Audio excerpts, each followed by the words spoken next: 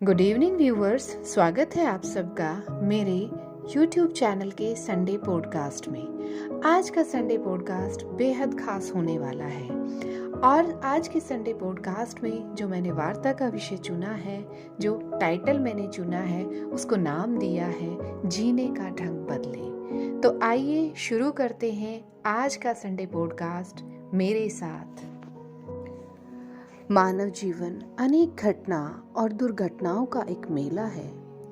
इस मेले में अनेक व्यक्तियों के साथ गुजरते हुए कुछ तनाव, टकराव और बिखराव के प्रसंग आते ही रहते हैं। अतः इसके कारण मनुष्य का मस्तिष्क अनेक प्रश्न, उलझन और समस्याओं और यहाँ तक कि गलतफहमियों का शिकार बन जाता है और उसके मन में इस तरह की ग्रंथियां बन जाती हैं जिससे उसका मन बोझिल बना रहता है। यदि चिंतन की गहराई में जाकर इन सारी ग्रंथियों का मूल कारण खोजा जाए तो वह है उसका आग्रह। अपने ही सोच विचार को सच मानकर उसके साथ चिपक जाने का नाम ही तो आग्रह है। मैंने बहुत सारे ऐसे व्यक्ति देखे हैं अपने जीवन में जो जबरदस्ती आग्रह करके अपनी बात को मनवाना चाहते हैं, जबकि समक्ष सामने जो व्यक्ति है उसका भी अपना एक मंतव्य होता है। ऐसी स्थिति में दूसरे के दृष्टिकोण को गलत समझ लिया जाता है और गौण कर दिया जाता है या उसके विचारों का आदर नहीं किया जाता। इस प्रकार आग्रही बनकर व्यक्ति अपने जीवन को तनाव और शिकायतों से भर लेता है। मेरे प्रिय, जिस संसार में हम जीते हैं वह संसार ही द्वंद्वात्मक है। यहाँ सारे तत्व प्रतिपक्ष को लिए हुए हैं। वस्तु हो, व्यक्ति हो, घटना हो या परिस्थिति, सभी अपने विरोधी पक्ष के साथ जुड़े हुए हैं। देखा जाता है कि इस पृथ्वी पर फूल के साथ शूल भी तो हैं, पुण्य के साथ पाप भी है, सुख भी है तो उसके साथ दुख भी जुड़ा हुआ है, शुभ है तो अशुभ भी है, अमृत भी है तो विष भी है। ऐसे में दोनों पक्षों का सहज स्वीकार करना आवश्यक है। यदि कोई व्यक्ति एक पक्ष को स्वीकार करने का आग्रह करेगा तो उसका जीवन दुख, अशांति और उद्विग्नता में ही बीतना स्वाभाविक है। आप सभी जानते हैं, सभी के जीवन में भली भली प्रकार के अलग अलग प्रकार के व्यक्ति मिलते हैं। जीवन मार्ग पर चलते चलते ये लोग मिलते चले जाते हैं। यह यथार्थ है कि सभी के विचारों की, व्यवहारों की, रुचियों की, आदतों की, यहाँ तक कि उसके संस्कारों व दृष्टिकोणों में कभी भी कोई एक रूपता नहीं हो सकती। इसलिए इस जीवन की सच्चाई को झेलने के लिए मनुष्य को अनाग्रही होना भी अत्यंत आवश्यक है। मैं आपको बताना चाहती हूँ कि इस संसार का प्रत्येक व्यक्ति चाहता है कि जैसा मैं सोचता हूँ, बोलता हूँ, पहनता हूँ, वैसा ही सब करे।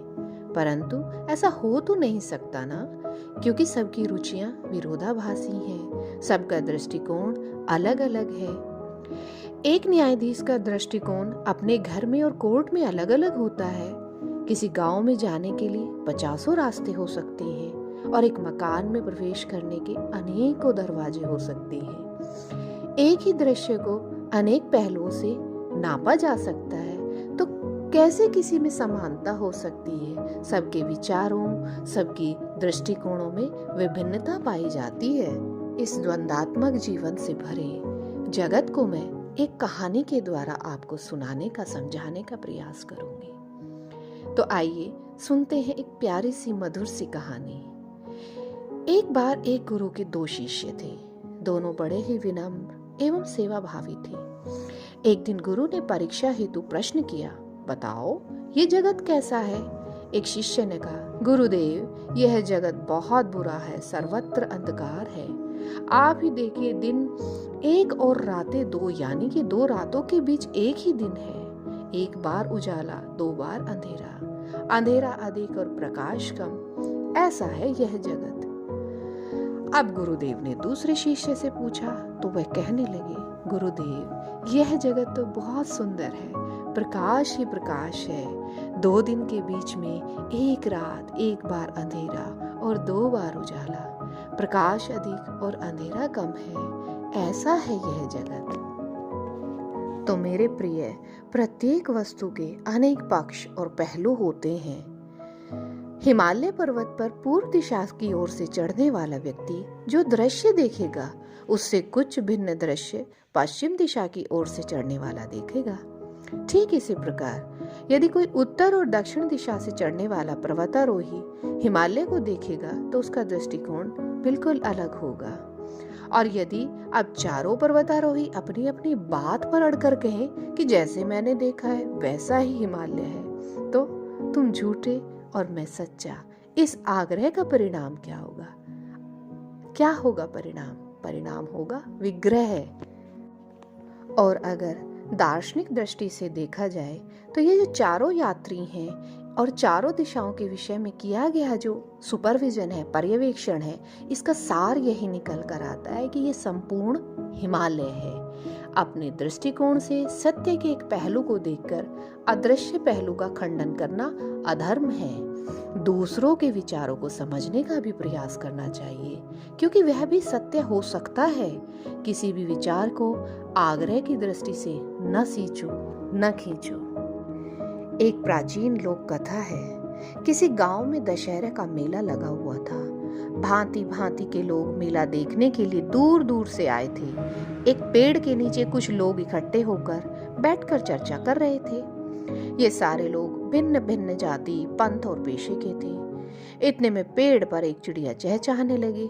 उसकी चहचहाट सुनकर वैष्णव बाबा ने कहा, देखो यह चिड़िया हमें कह रही है राम लक्ष्मण दशरथ, राम लक्ष्मण दशरथ। यह सुनकर पेड़ के नीचे बैठा हुआ मौलवी बोला, अरे बाबा जी, चिड़िया क्या जाने राम और लक्ष्मण कौन है, वह तो कह रही है अल्लाह तेरी कुदरत, अल्लाह तेरी कुदरत। इतना सुनकर पहलवान भी बोला, देखो भाई, न ये चिड़िया राम को जाने न अल्लाह को, वह तो कह रही है खाओ मक्खन कसरत करो, खाओ मक्खन करो कसरत। इतने में जुलाहा बोल पड़ा, देखो ये चिड़िया तो बोल रही है चरखा पुनी चमरक, चरखा पुनी चमरक। यह सुनते ही माली बोला, ये चिड़िया कह रही है गाजर मूली अदरक, गाजर मूली अदरक। तो अब इस तरह से सब अपनी अपनी बात पर अड़ गए और अपनी ही बात को सच मानने और मनवाने का आग्रह करने लगे। आग्रह के कारण गाली गलौज होने लगा और बात तो मारपीट तक आगे बढ़ गई।